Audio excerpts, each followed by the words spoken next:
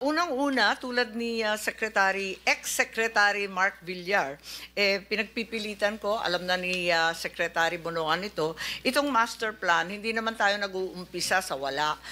Kasama po kayo noong 1978 doon sa Metro Manila Flood Control. Alam natin, noong panahon ni GMA, meron na naman, kasama na naman sina Architect Palafox doon sa flood control tungkol naman sa Ondoy. Kaya't alam natin na tumataginting pa rin yung Parañaque Spillway at yung mahiwagang dredging ng Laguna de Bay na kahit kailan sa 1.4 trillion na ginagastos natin ay hindi napopondohan.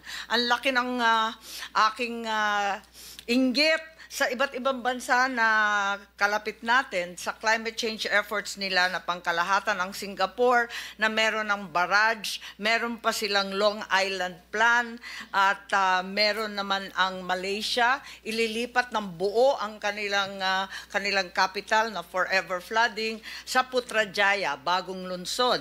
Ang Indonesia, talaga naman sikat dahil sa kanilang green infrastructure, ang kanilang community building against climate change, ang kanilang river rechanneling and maintenance. Saan naman yung ating new technology, saan atin ang long-term plan? Kung sasabihin may National Flood Control Plan, parati naman na uuwi sa unprogrammed. Huwag naman tuloy ang gawin yan. Nakikita naman natin at siguro kailangan pansinin, ikalawa, ang National Flood Control Budget nag-umpisa sa 2025 sa 368 billion, nakita naman natin sa 2026, 275 billion na lamang. So, ibig sabihin, ang laki ng agwat kapag hindi pa dinagdagan yung congressional insertions. Ibalik sana natin sa talagang kinakailangan natin at tunay na bigyan diin yung mga master plan. Put your money where your mouth is, ika nga.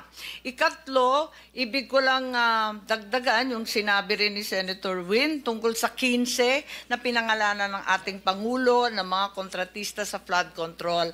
Alam naman natin, dun sa 15 yon, siyam pangalan lamang. Iba ang business plan po nila, hindi naman sila nagpapatayo ng anuman, hindi sila nagpa-flood control. Ang tunay, siguro ang karamihan doon sa 15, nagpapaupa lamang ng lisensya. Alam naman natin yan. Hindi naman sila totoo o tapat na kontraktor, kundi talagang merong mga AAA, quadruple A na mga lisensya, tapos for a fee, pwede mong hiramin. Ika nga. Siguro panahon na sabi nga namin ni Chairman to pierce the corporate veil of such corporations as Legacy, the various saints that are included who are hardly saintly in their behavior, and finally come to the reality that these contractors are not building anything, least of all flood control. Maraming salamat po.